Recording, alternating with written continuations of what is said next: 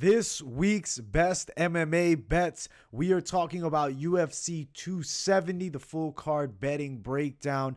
Looking forward to it. We'll go over the locks, the dogs, the props, and some parlays to play. Guys, if you're watching, smash that like button. If you're new to the channel, subscribe and keep those post notifications turned on too so you do not miss a video. And let's jump right into the locks of the night for this UFC 270 card, one that I can't wait for it. Lock number one is going to be a defending champion. It is Brandon Moreno. I do think he beats Davison Figueiredo for the second time. I feel like looking at the matchup, Figueiredo getting older, what can he do to totally adjust his game for Moreno? Figueiredo not a guy really known for the high volume. Moreno is. He's going to put a high pace on him. I believe he's going to fatigue him, and I do think submission around the fourth round. Now, looking at the odds, Moreno is a minus 170 favorite. That's honestly not bad value at all for the defending champion, especially how good he looked in their most recent bout. I like Brandon Moreno a lot. I think he defends the belt. He stays champion. And at minus 170, a very playable money line price tag. Let's jump to the next lock of the night. It is Said Nurmagomedov. I believe he beats Cody Stamann. Said right now sitting at around minus 185. Looking at this matchup, I think it's going to be Said doing great work from range. Stamann probably trying to find his way in, maybe gets at the legs a bit, lands a couple takedowns, but I don't think Said's going to have too much trouble keeping away from Stamann. And if they get in tough in the clinch situations, I think Said at the very least survives most of them and doesn't end up in a really bad dominant position, in the favor of Cody Stamann. I think Said can find the way back up to his feet. He's got a solid wrestling game. At the end of the day, not his bread and butter, more so known for the striking. But he's a Dagestani fighter. They all have very solid wrestling bases, and he has that takedown defense there with a fantastic striking game that is enjoyable to watch, and I really am excited to see it. If you have never seen Said Nurmagomedov fight, you're definitely in for a special treat. He's got a style somewhat similar to Zabit Magomed Sharipov. Very good Dagestani striker, and at minus 185, I like the value on the money line play. Let's keep jumping. The next one is going to be Tony Gravely. I like the pick for him over Oliveira here, Simon Oliveira. I think that Gravely's wrestling is a factor. Now, he can't get stupid and leave the neck out because Oliveira does have a nice jiu-jitsu game.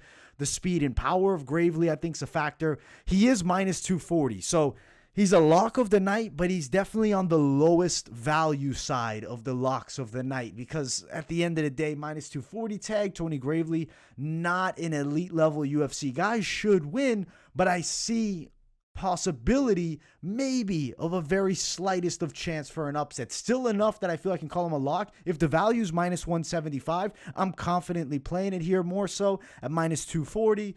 I understand hesitancy, but if you want to throw down a smart amount. I really do believe he comes through and gets the win. The next is going to be Michel Pereira over Andre Fiallo. He's in a somewhat similar situation to the Tony Gravely fight where the underdogs can fight. I'm not going to go out and say they're live dogs, but they can definitely scrap and, if there's mistakes made, can find ways to win. Fiallo versus Pereira, less so though, because I will say Pereira's striking game is at a little bit of a clear-cut better level than his opponent Fiallo. Fiallo can definitely mix it up with the striking, the karate-esque style, 4-fight knockout streak, but Michel Pereira has a different high level of movement. He's got very good Muay Thai. He's got an explosive and really unexpected attack. You don't know the next move this guy's going to make. He can sit in there with the best. He's durable. Went out there and beat Chaos Williams. To me, I do hold that win at a pretty high regard because I think Chaos is a pretty solid prospect. I think that Michel Pereira should be able to use the striking dominantly here and defeat Andre Fiallo. And at minus 270, it's not a great play money line, but it's a possible one, especially if you're throwing a good amount at it.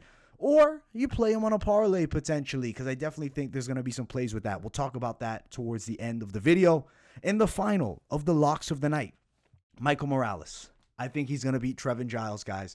This is a special prospect. Giles dropping to 170. Usually fighters dropping a weight class after getting knocked out doesn't necessarily go their way. I think that Giles can potentially have problems on the scale. Of course, I want to see how he looks.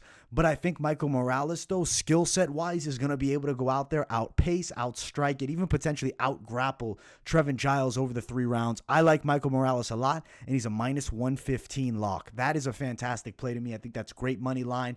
Debuting guy in the UFC, and it's a real step in the debut, but I really think that Michael Morales is that special prospect on the rise for certain, and I think that he beats Trevin Giles at 170 pounds. Let's jump to the dogs of the night. If you haven't, smash the hell out of that like button. First dog, it's going to be our world champion, Francis Ngannou. I'm picking him to win. I think he's going to knock Ciryl Gane out. That is a difficult matchup for certain. Ngannou just recently stated in an interview claiming he knocked out Ciryl Gane by accident in sparring. So I guess insinuating, now what do you think will happen when I intend to knock him out? I do believe he'll find the chin and knock out Gane. Though I think Gane's a fantastic fighter for certain. He's going to have to be perfect over the course of 5. Very hard to do. And if Ngannou is able to land one big bomb, I really think that Gane gets hurt, goes down, gets stopped. I'm going Ngannou. I think he's a great underdog. Plus 135 money as well. I like him a lot here. Ngannou for the win.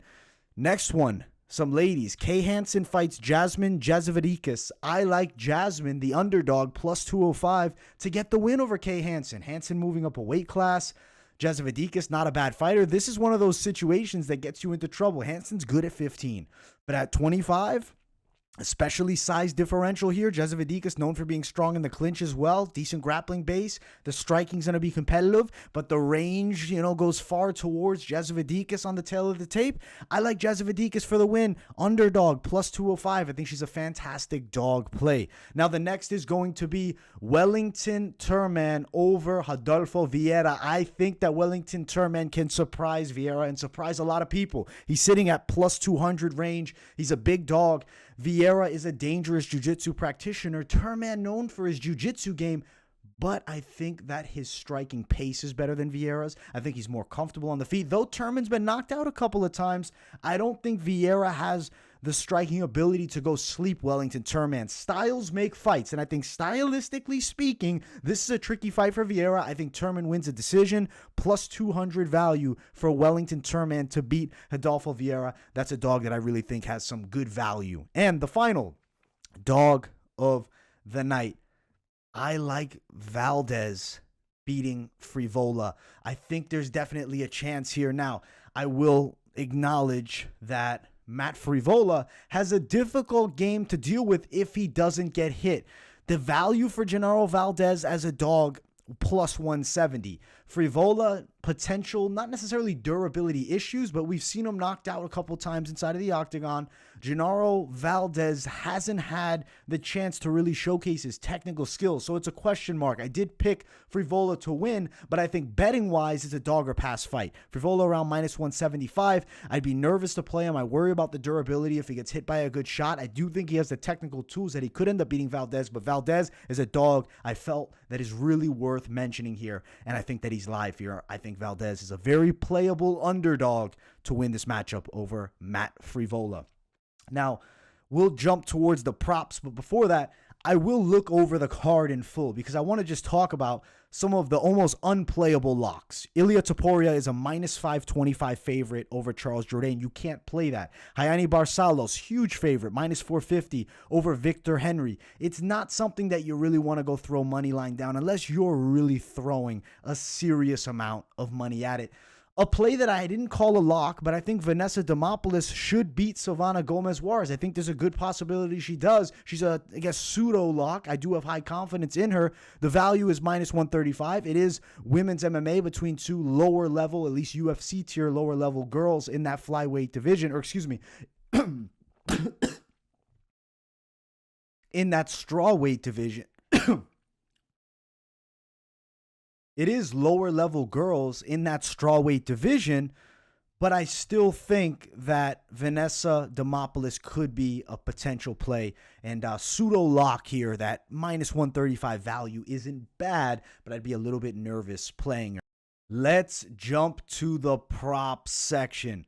First prop I love is Ngannou to win by KO. The value of that at about plus 165. Now, round betting for Ngannou isn't a bad option either if you like him. Plus 425 range for round one. And then round two, you can find it upwards of plus 700. So definitely some value there playing Ngannou. I think he does his best work in the first two rounds. I really do think he gets this one done most likely in rounds one or two. I like the KO prop the most, though.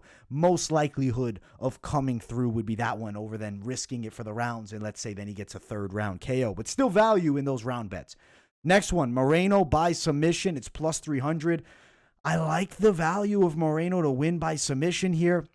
He won by submission in the last one, and now they're saying it's a plus 300 value for him to do it again. I see him getting Figueiredo tired, getting him in bad positions, and then eventually finishing him off. I feel like that would be a very playable prop. I'm feeling rounds 3 or 4 for Brandon Moreno. For round 3, you're looking at about plus 1,000. Round 4, you're looking plus 1,700. Would be, of course, be a lot more high risk playing those round props, but something worth mentioning there. I like Moreno a lot.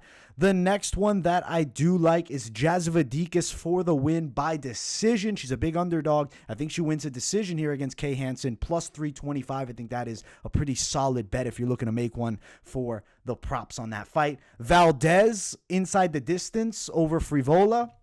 I think he could potentially get the finish of Matt Frivola. Frivola known a little bit of durability issues, especially getting knocked out in just 8 seconds in his last fight. Plus 300 value for that. I think that's something that might be worth playing.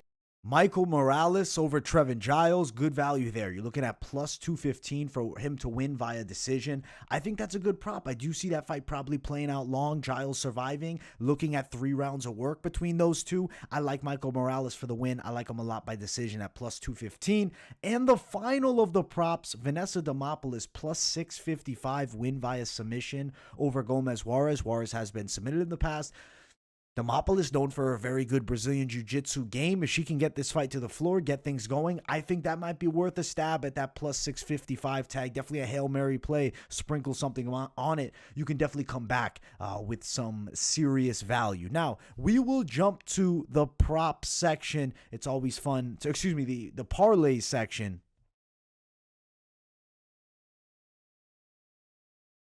Now, we will jump to the parlay section. We'll talk about what can be the best parlays to potentially play on this card. We'll throw a couple. Of course, there's going to be risk with the parlays, but I could see some nice cashers potentially coming through on this card. Now, if you want to play Brandon Moreno, you're a fan, you say, listen, I believe in Moreno. I like potentially playing Brandon Moreno alongside of Michael Morales for a real high value parlay, 2-fighter plus 180. You got a guy on the prelims. If something did potentially go wrong, you can definitely clean it up, mixing it up with a different play. I can understand people being nervous of potentially playing, a debuting guy in Michael Morales. So I would understand hesitancy. I also like Tony Gravely on a parlay plus 120. So there's still good value, him and Moreno. Or maybe you want Michel Pereira and Brandon Moreno. I do think that's a decent play too. It's about plus 110 value for that one. If you want to get a little bit wilder, you want to add a little more heat to it, if you want to remain with the Moreno risk factor, you could essentially take him out and just use the other guys that I'm about to list. You could go Pereira, Moreno, and then you could also add in, somebody like Michael Morales. And if you really want to take it to that next level, plus 430 range, if you added in Tony Gravely, would be a lot larger of a play, big risk, big reward type play. But I really do believe there's a likelihood of that coming through. If you want to play some dogs in there, maybe you say, listen, I got to mix an underdog. You could go both champions, Francis Ngannou, Brandon Moreno play. You're looking at plus 250 for that parlay. I think that's a fun one. Maybe you don't like Francis Ngannou. Maybe you don't want to play the champ Moreno. You want to play a different fighter to use. Maybe somebody on the undercard you want to add. Maybe you went Jasudavicius and you put her up with with Demopoulos, plus 400 value. That's an underdog and a slight favorite. I think there's good money to be made there.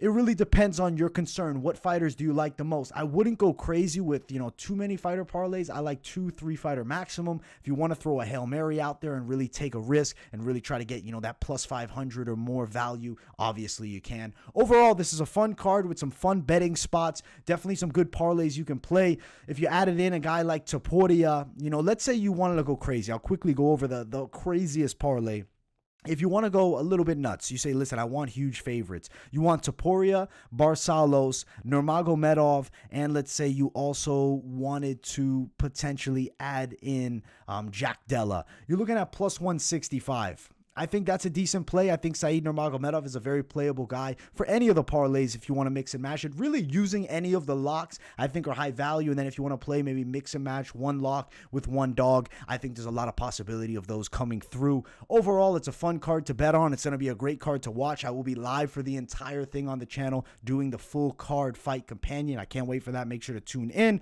Also got the Moneyline podcast dropping on Thursday with me and my good friend Mike Finch. Friday, weigh-in recap show, of course, and then as I mentioned, Saturday, fight companion. So keep it locked in here at MMA Experts. Smash that like button if you're new to the channel, subscribe, and turn those post notifications on. Much love, and I will see you all in the next video. Peace, guys.